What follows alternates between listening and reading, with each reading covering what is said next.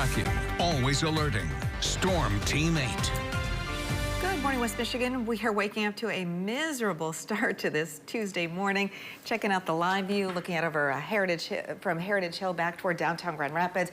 You can see the wet nature of that camera lens. Same scene here in Kalamazoo.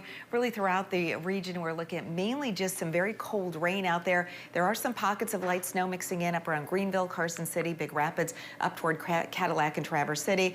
Temperatures, well, we are stuck in the chill, that's for sure. In fact, highs over yesterday and today will be closer to where our lows are supposed to be this time of the year. We're a good 20 degrees colder than average in terms of high temperatures, and that's about where we're going to end up once again for today. Temps this morning generally holding a little above freezing, so most areas are now in the upper 30s to around 40 degrees. So that today will be the last of the miserable days. We'll see partial sunshine working in for tomorrow, and then a dry, pleasant pattern emerging with high temperatures that'll make it up to around 70 degrees by the weekend. Of course, it's been mainly rain with some snowflakes mixing in from time to time across the central and southern part of the state. Northern lower Michigan and the UP, they have winter storm warnings posted up there. This low pressure center funneling in the cold air, that upper level dynamic lift, and also that cold air and all of that moisture, energy, and cold air combining forces to create a late season snow, which even has many of the school districts in the UP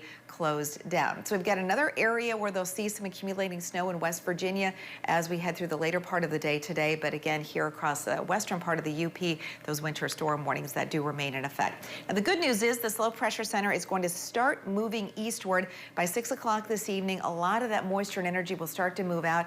It's going to be a cold and miserable day, though, from start to finish here in the Great Lakes region. But that drier air starts to work in later tonight into tomorrow. Tomorrow we should see at least partial sunshine working in with high temps in the 50s. That's still about 10 degrees colder than average, but up to around 60 on Thursday, mid to upper 60s for Friday and Saturday. And we're going to make a run at 70 degrees here starting Sunday into Monday. So at least improvements are finally showing up in that 8-day forecast. So Britt, how are drivers doing out there this morning? Yeah, we don't have any major slowdowns or accidents to report at this time, so that is good news. We are, however, keeping an eye on some construction projects. We have that pretty major construction project over here in the Holland area. Total lane closures along I-196 eastbound. All that traffic is being shifted over to the westbound lanes, but you do have the right lane closed there, so that causes some slowdowns if you're traveling in that region.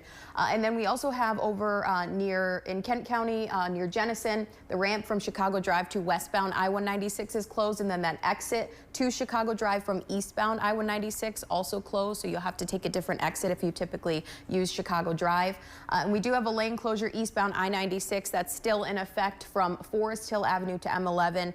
That is slated to wrap up today, but that has been causing some slowdowns, so just something to keep in mind if you travel in that area. I'll have another update for you in about 15 minutes. All right.